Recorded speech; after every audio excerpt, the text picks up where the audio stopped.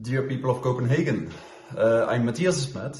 I'm a professor in clinical psychology.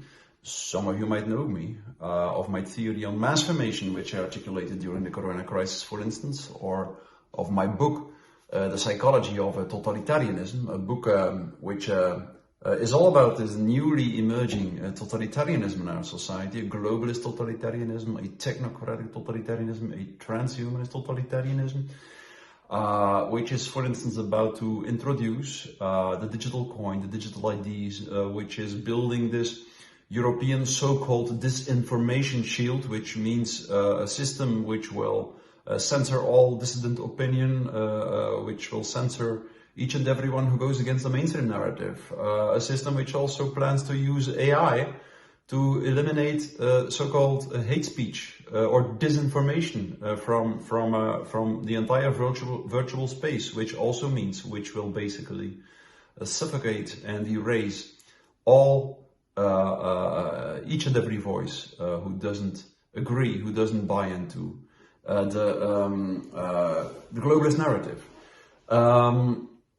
I'm writing a new book now, a book on the psychology of propaganda and truth, and that's the book, that's the content where I will be giving, a lecture about in some months in Copenhagen. In the first part of this lecture, we will go into the psychology of propaganda.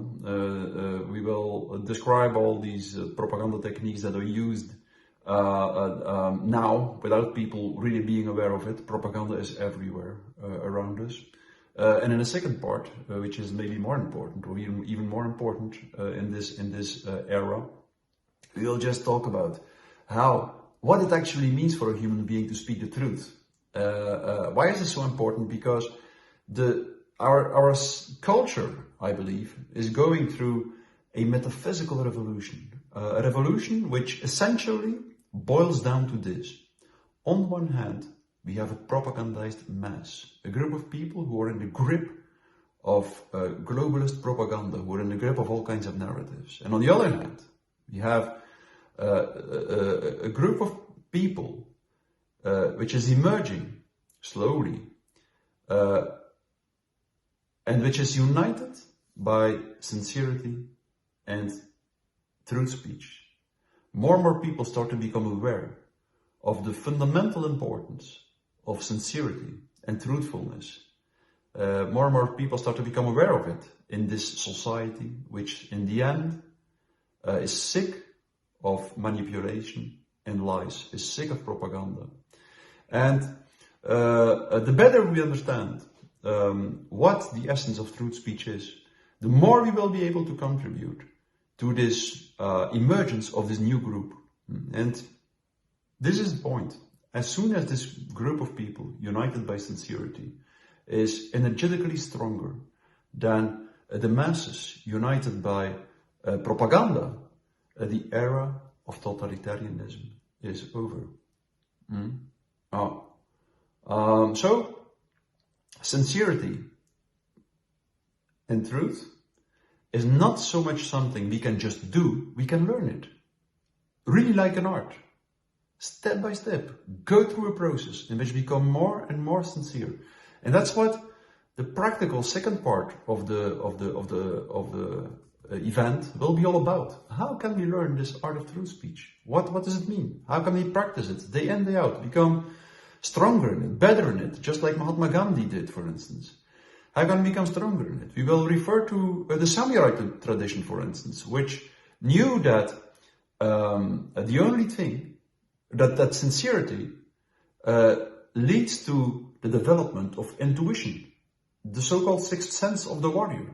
The samurai knew that in the end, the only thing that can make you survive on the battlefield is not so much technical or rational knowledge about the martial arts. No, it's intuition, feeling what happens around you. And the first rule of Budo, of the martial arts of the samurai, was speak sincerely, because they knew that sincere speech exactly does this. It connects you to the world around you in an intuitive, feeling, resonant way.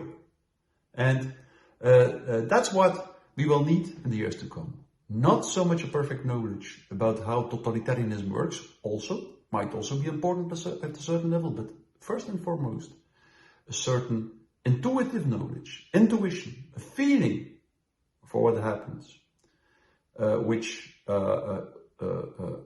ultimately boils down to a certain awareness of the eternal ethical principles of life, a certain awareness which is developed through the art of sincere speech. I hope to see you all there in Copenhagen. Would be wonderful to meet you there. I'm looking forward to it.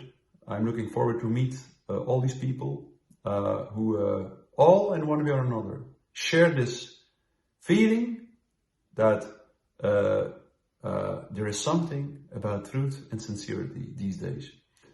Bye-bye.